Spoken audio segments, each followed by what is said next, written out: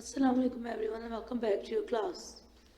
In last lecture we have started the learning about proportion and we learned there are two types of proportion.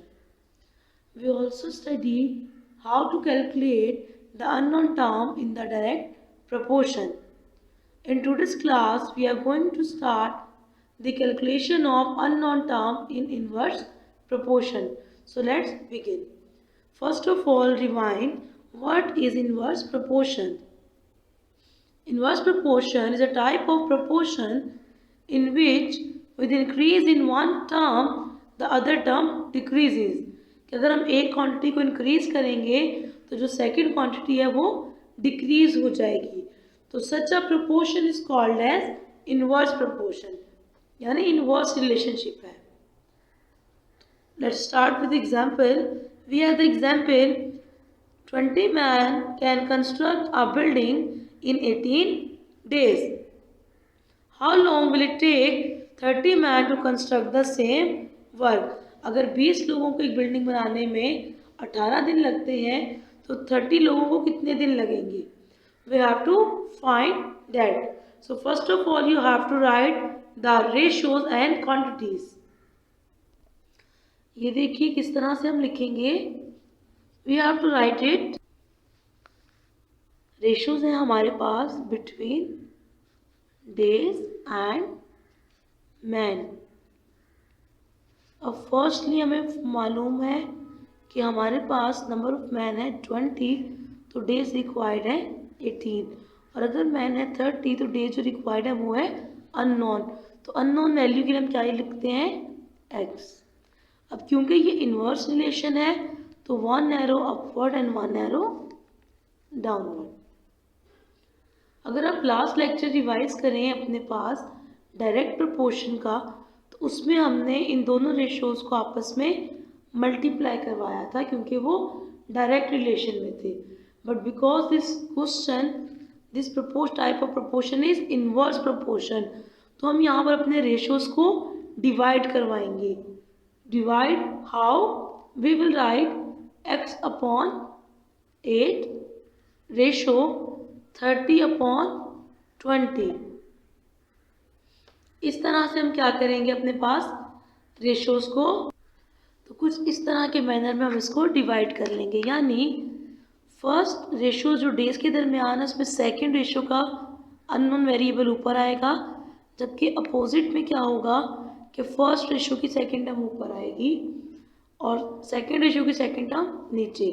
So in this manner we have to divide them. Arrow से हमें पता चलेगा कि हमें किसको किससे divide करना है. अपवर्ड एरो है यानी x डिवाइड हो रहा है 18 से. डाउनवर्ड एरो है यानी 20 डिवाइड होगा 30 से.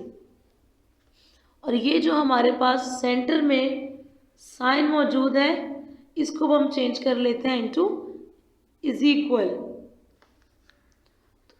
x upon 18 is equal 20/30.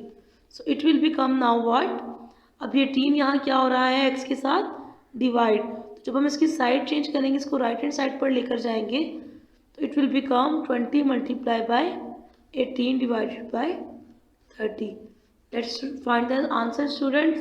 Multiply 20 by 18 it will become 360 divided by 30. Divide कर लीजिए 3 1 and then 10 ones are and 10 12s are 120. So answer come 12 means the time required by 30 men to construct a building is 12 days. Now class, what you have to do, you have to complete your homework. Come on page number 53 and you have to do question number 3 and 4 from exercise 4.3. Exercise 4.3 question number 3 and 4. Question number 3 is 24 men build a wall in 18 days. In how many days will 36 men complete the same work? तो बिल्कुल same question है. दोनों ratios में number of man given है और second ratio में number of days is unknown. Number 4 question is, a bus runs at an average speed of 35 km per hour. 35 km per hour and completes a journey in 4 hours and 12 minutes. How long will it take to cover the same distance at the speed of 45 km per hour? अब इस question में भी आपको first ratio में distance given है और time given है, जबकि सेकंड रेशियो में आपके पास डिस्टेंस कवर्ड है बट टाइम गिवन नहीं है और आपको अब फाइंड करना है answer. So just use the same method as we did for example, and after completing exercise 4.3, submit your copies in school for the purpose of checking.